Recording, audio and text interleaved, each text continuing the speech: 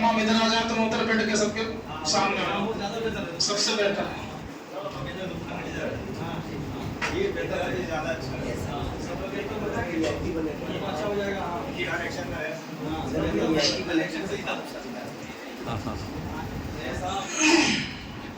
آگے آ جائیں, آگے بیٹھ جائیں.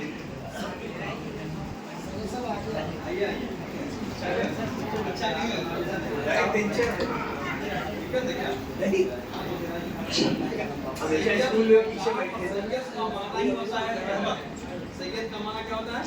رہبر, آگے رہنے والا. اس لیے آپ کو منبر رسول پر جلوہ افروز علماء کرام, حاضران مجلس, السلام علیکم ورحمۃ اللہ وبرکاتہ.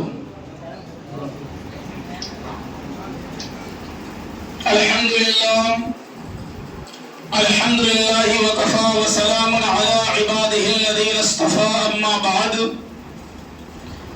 فقد قال الله تبارك وتعالى في القرآن المجيد والفرقان الحميد, أعوذ بالله من الشيطان الرجيم, بسم الله الرحمن الرحيم, ورفعنا لك ذكرك, صدق الله مولانا العظيم, وبلغنا رسوله النبي الأمين المتين المبين الكريم, ونحن على ذلك لمن الشاهدين والشاكرين, والحمد لله رب العالمين. حسن یوسف پہ کٹی مصر میں انگشت زنا, حسن یوسف پہ کٹی مصر میں انگشت زنا, سر کٹاتے ہیں تیرے نام پہ مردان عرب, سر کٹاتے ہیں تیرے نام پہ مردان عرب.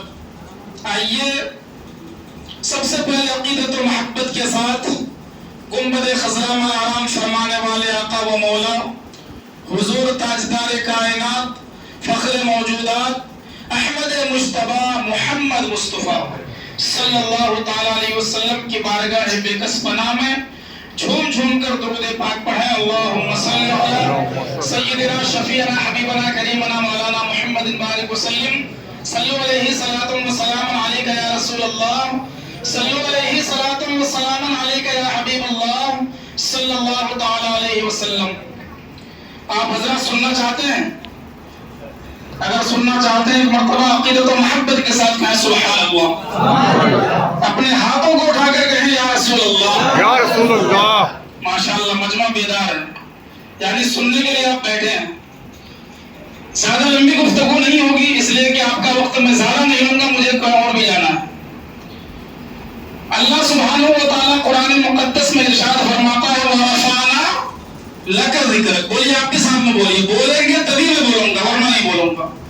بولیے وَرَفَعْنَا لَكَ ذِكْرَكَ. لَكَ ذِكْرَكَ. اس کا معنی ہے کہ محبوب ہم نے آپ کے ذکر کو بلند کر دیا. کروں گا نہیں, اللہ نے فرمایا کہ محبوب اے پیارا نبی صلی اللہ تعالی علیہ وسلم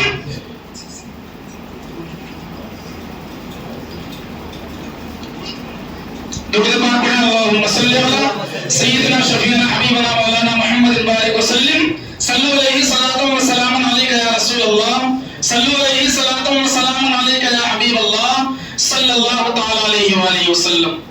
تو اللہ نے فرمایا کہ محبوب ہم نے آپ کے ذکر کو بلند کر دیا, کروں گا نہیں بلکہ کر دیا ہے.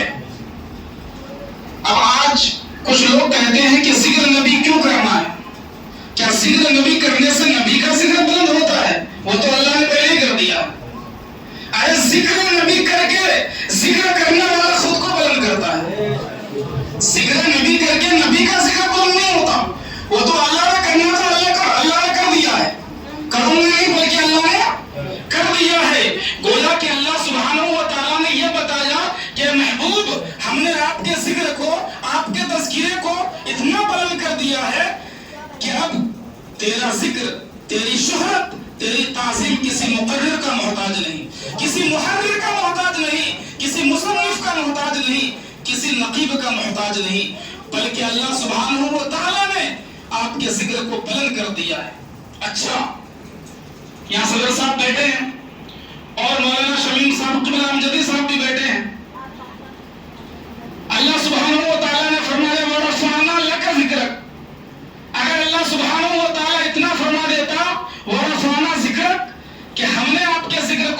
کیا تو بھی کام چل جاتا.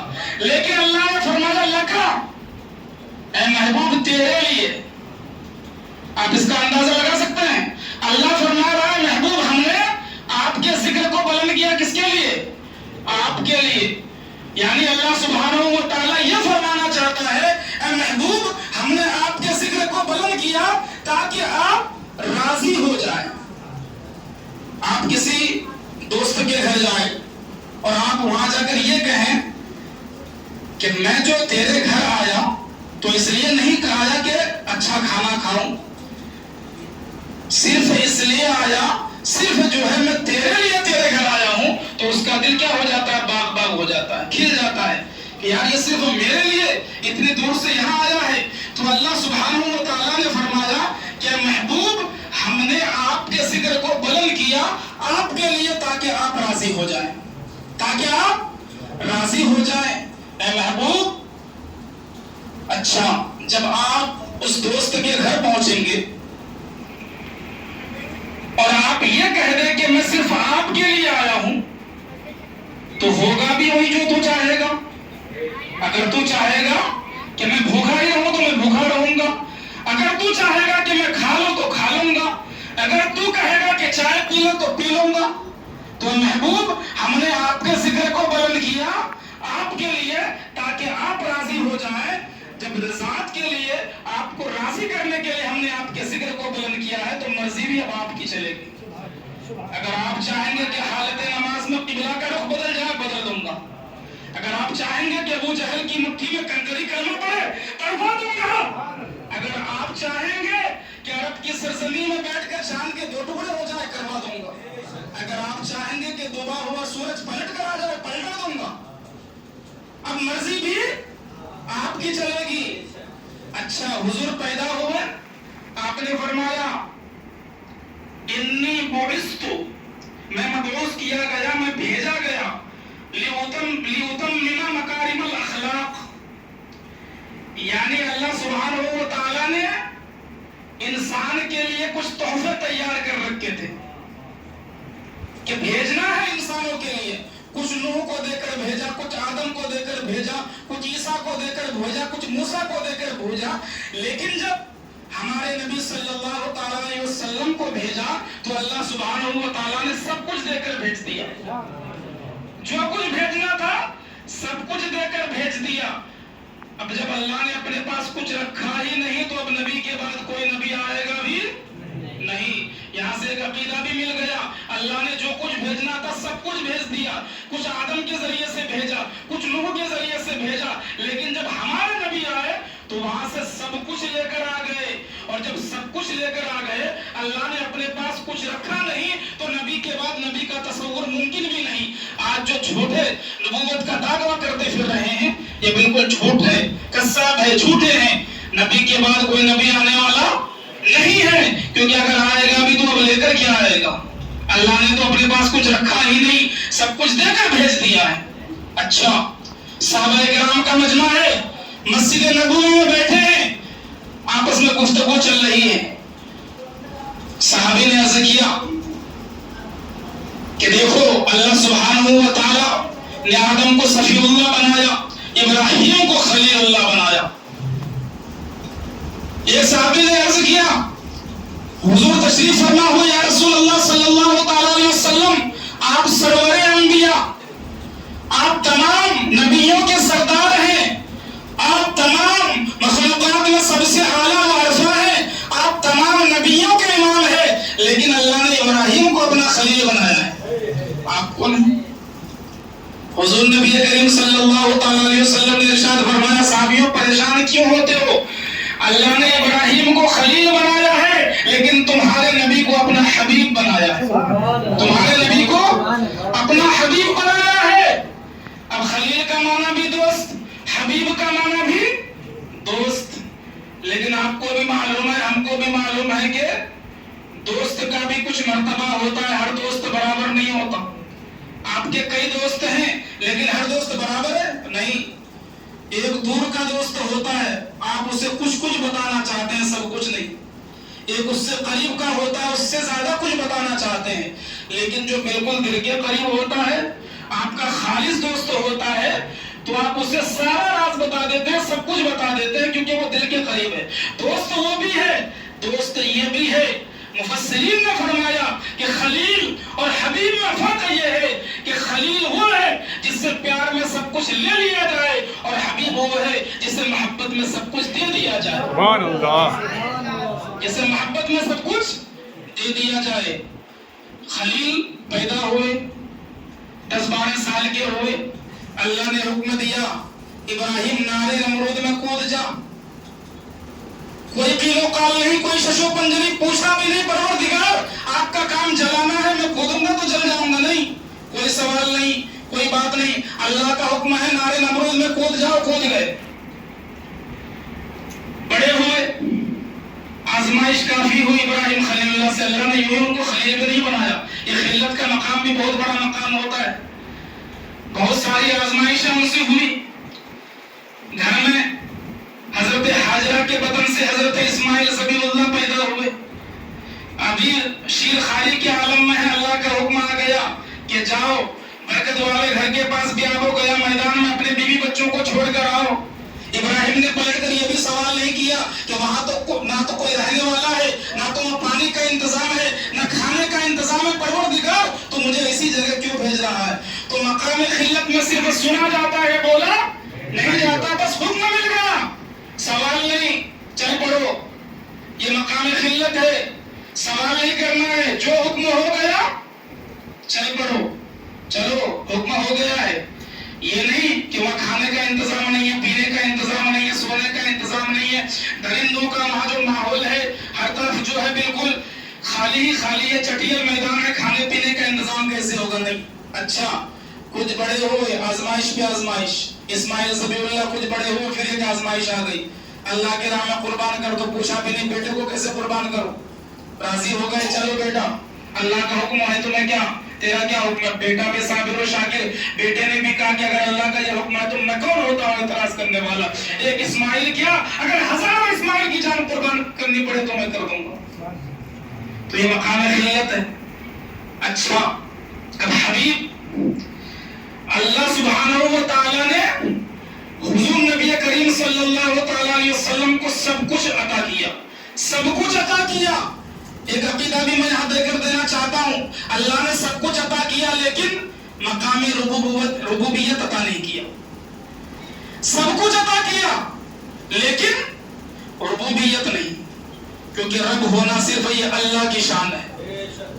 اب اس سے یہ بھی معلوم ہوا کیونکہ حضور پیدا کیے گئے، جیسا کہ حضور نے فرمایا ولد بمکہ، مجھے مکہ میں پیدا کیا گیا، تو پتا چلا کہ جسے اللہ سبحانہ و تعالیٰ نے بنایا، اپنے نور سے بنایا، تو جو بنایا جاتا ہے وہ کبھی خدا نہیں ہوتا، یعنی جسے پیدا کیا جاتا ہے وہ خدا نہیں ہوتا، اور جو خدا ہوتا ہے اسے بنایا نہیں جاتا۔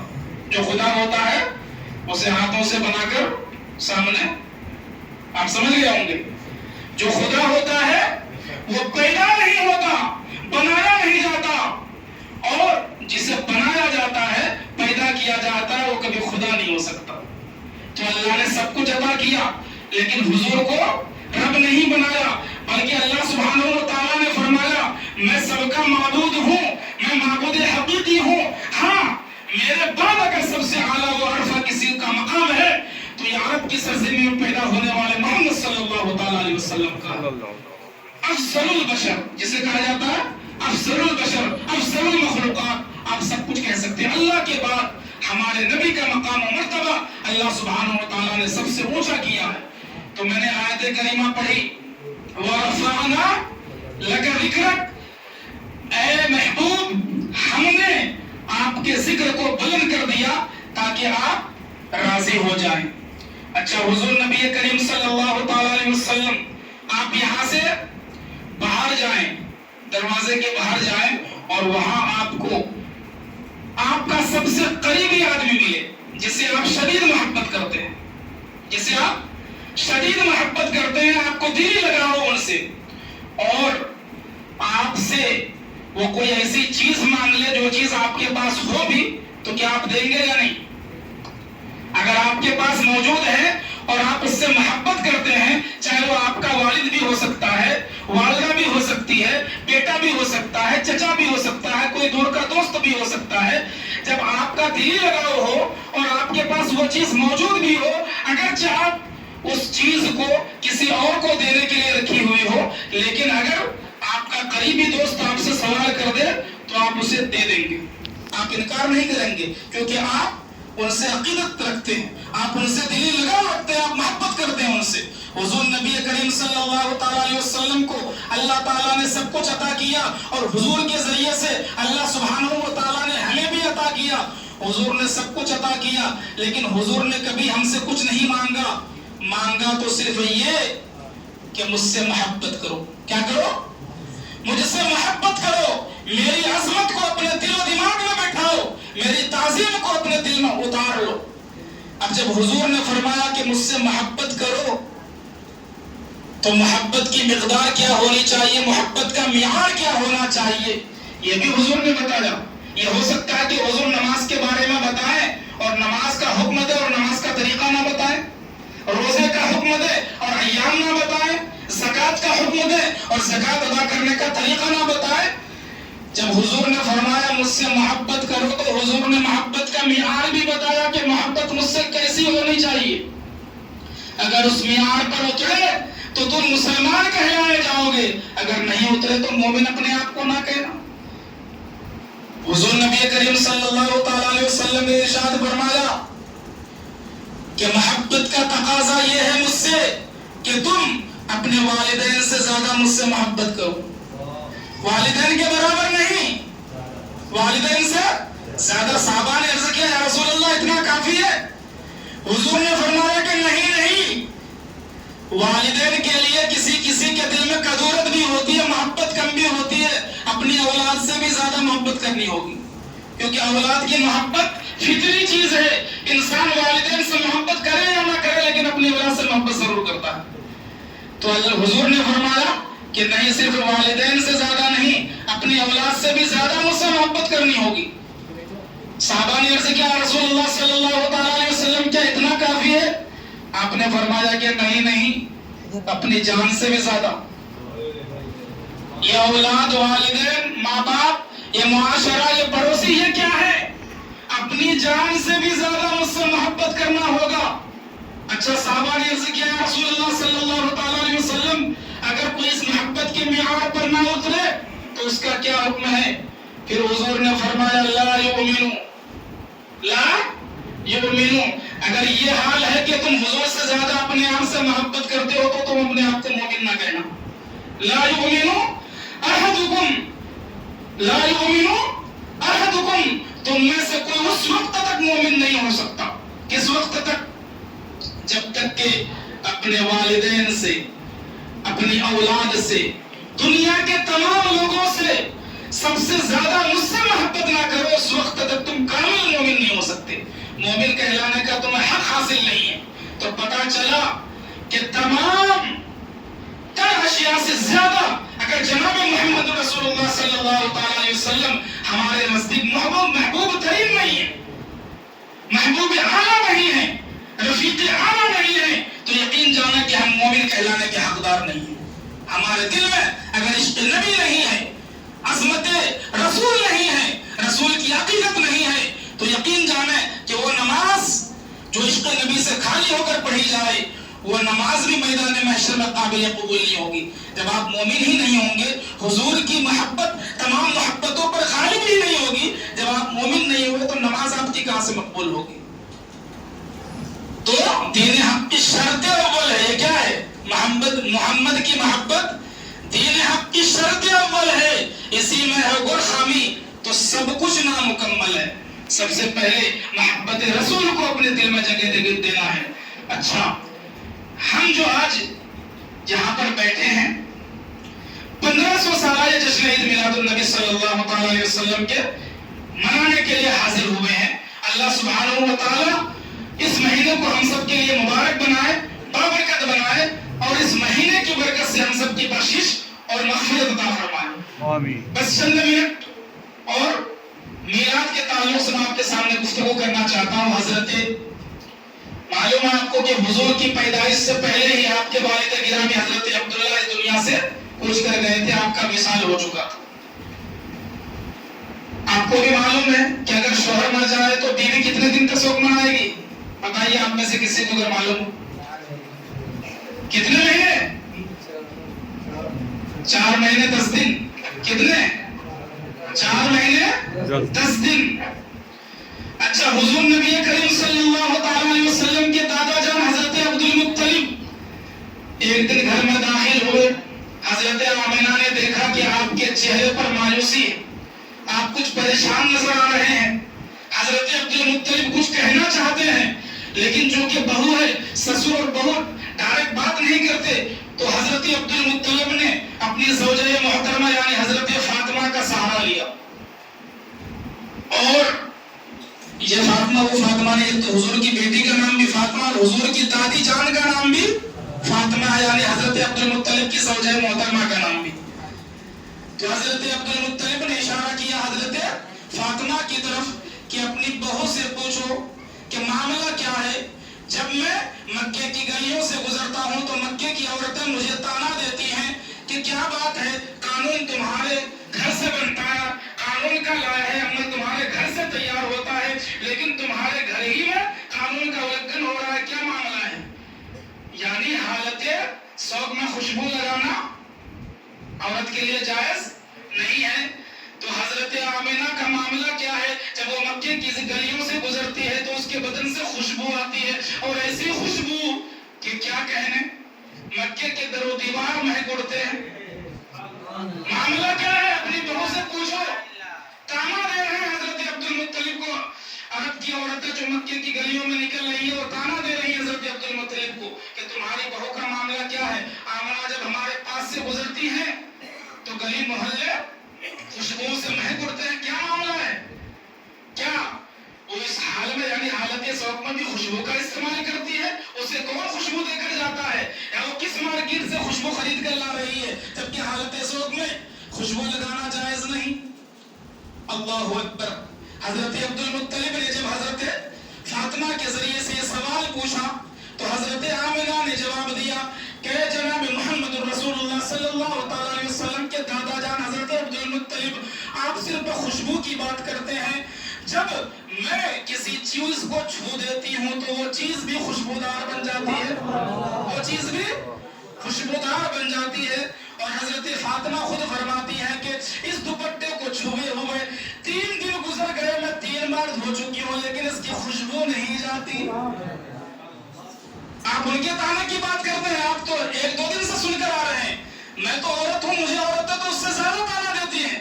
میں تو 1 مہینے سے یہ سنتے ہوئے آ رہی ہوں کہ تمہاری بہو کا معاملہ کیا ہے، کیا بات ہے، یہ خوشبو کہاں سے آ رہی ہے، کون سا خوشبو استعمال کرتی ہے.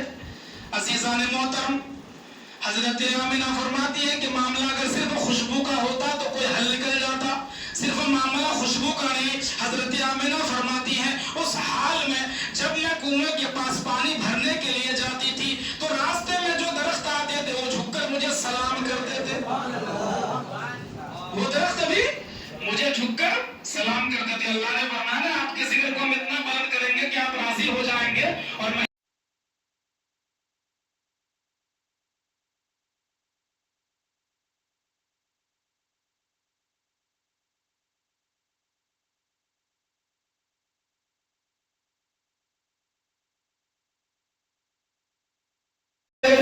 سردار انبیاء ہے.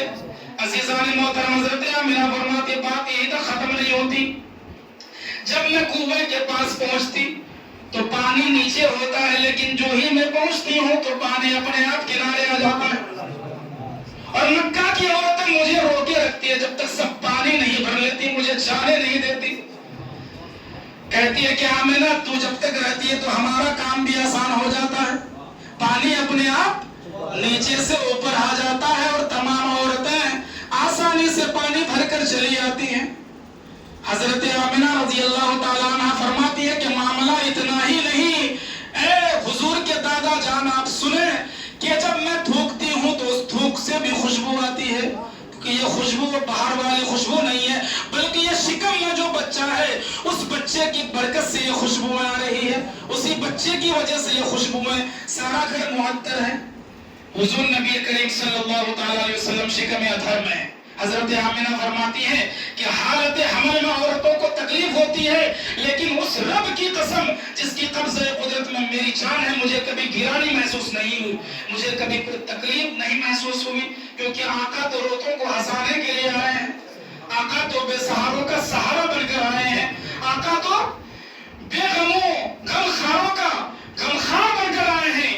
عزیزان ملت اسلامیہ، حضور نبی کریم صلی اللہ تعالیٰ علیہ وسلم شکم مادر میں ہے۔ حضرت آمنہ فرماتی ہے کہ ہر مہینے کوئی نہ کوئی نبی تشریف لاتا اور مجھے بشارت دے کر جاتا، اور جب پیدائش کا وقت قریب ہوا تو میں نے دراز قامت خوبصورت حسین و جمیل عورتوں کو دیکھا، اور دیکھا کہ جنت تک ہجوم لگا ہوا ہے۔ اس میں سے ایک نے کہا کہ میں فرعون کی بیوی حضرت آسیہ ہوں، دوسرے نے کہا کہ میں ابراہیم خلیل اللہ کی بیوی حضرت حاجرہ ہوں، تیسری نے کہا کہ میں کنواری مریم عیسیٰ روح اللہ کی ماں ہوں، اور یہ جو تمام عورتیں نظر آ رہی ہیں یہ سب حوران بہشت ہیں۔ اللہ اکبر! جس کی پیدائش پر حوران بہشت جمع ہو جائے، آج لوگ ان کی برابری کرنے چلے ہیں۔ حضور نے فرمایا کہ تم میں سے کون میری مثل ہے؟ میں تو سوتا ہوں تو میرا رب مجھے کھلا پلا دیتا ہے، تم سو جاؤ تو بھوکے 3 دن میں مر جاؤ گے، اور حضور فرماتے ہیں کہ میرا رب مجھے کھلا پلا دیتا ہے۔ عزیزان ملت اسلامیہ، حضور نبی کریم صلی اللہ تعالیٰ علیہ وسلم پیدا ہوئے، حضرت آمنہ فرماتی ہے کہ ایسا نور نکلا جس نور کی برکت سے میں نے شام کے محلات کا بھی نظارہ کر لیا، بیٹھے بیٹھے شام کے محلات کو بھی میں نے دیکھ لیا، اور وہ جو ملک فارس میں ہزارہ سال سے آگ روشن تھی بت پرستوں کی، وہ آگ بھی بجھ گئی۔ پیدا مکہ میں ہوئے، کئی سو کلومیٹر دور ملک فارس، آج موجودہ عراق ایران کہہ سکتے ہیں، اس ٹائم بھی پورا ملا ہوا ملک فارس، جس کو پرشین امپائر کے نام سے جانا جاتا تھا۔ اس ٹائم 2 ہی سپر پاور تھی، ایک پچھم، ایک تھا یہ ملک فارس، اور دوسرا روم، جس کو رومن امپائر کے نام سے جانا جاتا تھا۔ عزیزان ملت اسلامیہ، حضور نبی کریم صلی اللہ تعالیٰ علیہ وسلم پیدا ہوئے، حضرت آمنہ فرماتی نور نکلا، اور اس نور سے میں نے شام کے محلات کا بھی نظارہ کر لیا۔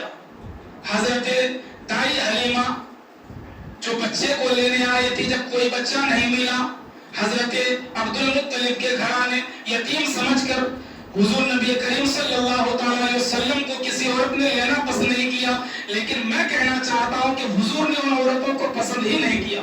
یہ تو مقدر کی بات ہے کہ حضور کس کے پستانے مبارک سے دودھ نوش فرمائیں گے، یہ تو مقدر کی بات ہے، بلکہ حضور کو پسند ہی دائی حلیمہ تھے، اس لیے حضور نبی کریم صلی اللہ تعالیٰ علیہ وسلم نے دائی حلیمہ کا انتخاب کیا۔ اللہ اکبر! پیدا ہوتے ہی عدل و انصاف کا یہ مقام کہ حضور نبی کریم صلی اللہ تعالیٰ علیہ وسلم ایک پستانے مبارک سے دودھ پیتے ہیں، دوسرے میں منہ نہیں لگاتے، کیونکہ حضور کو معلوم ہے کہ میرا ایک رضائی بھائی عبداللہ بھی موجود ہے۔ پیدا ہوتے ہی آپ نے حق و باطل کا معیار قائم کر دیا، عدل و انصاف کا معیار قائم کر دیا کہ میرا ایک رضائی بھائی ہے، چھوٹا بھائی ہے جو دودھ پیتا ہے، اس لیے میں ایک ہی پستان سے دودھ پیوں گا، دوسرے سے نہیں۔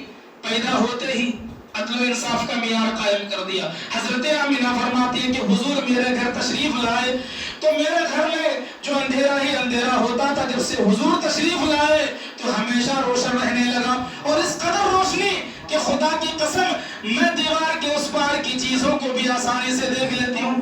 اللہ اکبر! یہ حضور نبی کریم صلی اللہ تعالیٰ علیہ وسلم کے مقام کو اللہ سبحانہ و تعالیٰ نے اتنا اونچا کیا، اتنا حسین و جمیل بنایا۔ اچھا، کچھ لوگ دور سے بڑے خوبصورت نظر آتے ہیں کہ نہیں، لیکن جب ان کے قریب جاتے ہیں تو جان چھڑانے کی کوشش کرتے ہیں، کس آدمی کے پلے پڑ گئے، یہ تو دور سے دیکھنے میں کافی اچھا معلوم ہوتا تھا، لیکن یہ تو بہت۔ حضور نبی کریم صلی اللہ تعالیٰ علیہ وسلم کو آپ دور سے دیکھیں گے تو بھی حسین و جمیل، قریب سے دیکھیں گے تو بھی حسین و جمیل۔ 13 صدی کے بعد بریلی کے امام احمد رضا خان نے دیکھا تو فرمایا سب سے اعلیٰ و والا ہمارا نبی، سب سے بالا و والا ہمارا نبی، خلق سے اولیاء، اولیاء سے رسول، اور رسولوں سے اعلیٰ ہمارا نبی۔ کتنے تارے کھلے چھڑ گئے پر ڈوبے نہ ڈوبا ہمارا نبی۔ کون دیتا ہے دینے کو منہ چاہیے، دینے والا ہے سچا ہمارا نبی۔ اور چمک والے سب उजलों में चमका किए, अंधे शीशों में चमका हमारा नबी, और सारे अच्छों में अच्छा समझिए जिसे है उस अच्छे से भी अच्छा हमारा नबी, और सारे ऊंचों में ऊंचा समझिए जिसे है ऊंचे से ऊंचा हमारा नबी, और गमज़दों को रज़ा मुस्त दीजिए कि है बेसहारों का सहारा हमारा नबी। दूर से देखेंगे तो भी हसीन और जमील, अच्छा पढ़े लिखे आला हजरत ने दूर से देखा तो कहा सबसे हसीन और जमील, पूरी दुनिया में हुजूर से बढ़कर हसीन और जमील कोई नहीं। और जिन्होंने मिंबर के सामने से देखा तो उन्होंने भी यही कहा, व अहसन मिनका लम तरक़त तुरैनी व अजमल मिनका लम तलिद निसा खुलिक़त मुबर्रम मिन कुल्ली ऐबिन कअन्नका क़द खुलिक़त कमा तशा। हजरत हसन फरमाते हैं, या रसूल अल्लाह, मेरी निगाहों ने आपसे ज्यादा हसीन और जमील नहीं देखा, बल्कि किसी औरत ने आपसे ज्यादा खूबसूरत बच्चा चना ही नहीं। या रसूल अल्लाह सल्लल्लाहु तआला अलैहि वसल्लम, आपको वैसा ही पैदा किया गया जैसा आप चाहते थे। अल्लाह ने फरमाया, तेरा जिक्र बुलंद करूंगा तेरे लिए ताकि तू राजी हो जाए, तो पैदा भी तेरी मर्जी के मुताबिक। अच्छा, अब ये सवाल हो सकता है कि हजरत हसन ने सिर्फ मक्के के लोगों को देखा, गिरदो नवाह के लोगों को देखा, पूरी दुनिया का चक्कर उन्होंने नहीं लगाया, कैसे कह दिया कि हमारे नबी सल्लल्लाहु अलैहि वसल्लम सबसे खूबसूरत, सबसे हसीन और जमील। तो क्यों ना किसी ऐसे शख्स को तलाश किया जाए जिसने मशरिक का भी जायजा लिया, मगरिब का भी जायजा लिया, पश्चिम को भी देखा, पूरब को भी देखा, शिमाल को भी देखा, जुनूब को भी देखा, ऊपर भी देखा, नीचे भी देखा, फर्श को भी देखा, अर्श को भी देखा। आइए उसकी बारगाह में हाजिरी लगाते हैं, जिसे हम जिब्रील अमीन कहते हैं, ताहिर सिदरा कहा जाता है, रूहुल अमीन कहा जाता है। अजीज़ान मिल्लत इस्लामिया, हज़रत रूहुल अमीन फरमाते हैं, क़ल्लबतुल अर्द मशारिक़हा व मग़ारिबहा, कि मैंने मशरिक़ व मग़रिब को उलट पलट कर देख लिया, मैंने मशरिक़ व मग़रिब को उलट पलट कर देखा, छान लिया, सारा जहान छान डाला। फलम अरा मिस्ल मुहम्मद सल्लल्लाहु तआला अलैहि वसल्लम, लेकिन मोहम्मद जैसा मैंने किसी को नहीं देखा, इतना हसीन और जमील किसी को नहीं पाया। आला हजरत पुकार उठे, यही बोले सिदरा वाले, चमने जहां के थाले सभी मैंने छान डाले, तेरे पाए का न पाया, तुझे यक न यक बनाया, तुझे हम्द है खुदाया, तुझे हम्द है खुदाया। अजीज़ान मिल्लत इस्लामिया, मुझे लगता है कि आज के बाद आपके ज़हन दिमाग में जो गर्दो गुबार था वो दूर हो जाएगा कि अल्लाह ने तमाम तर अशिया देकर हमारे हुजूर को भेजा, तो बराबरी तो मुमकिन ही नहीं बल्कि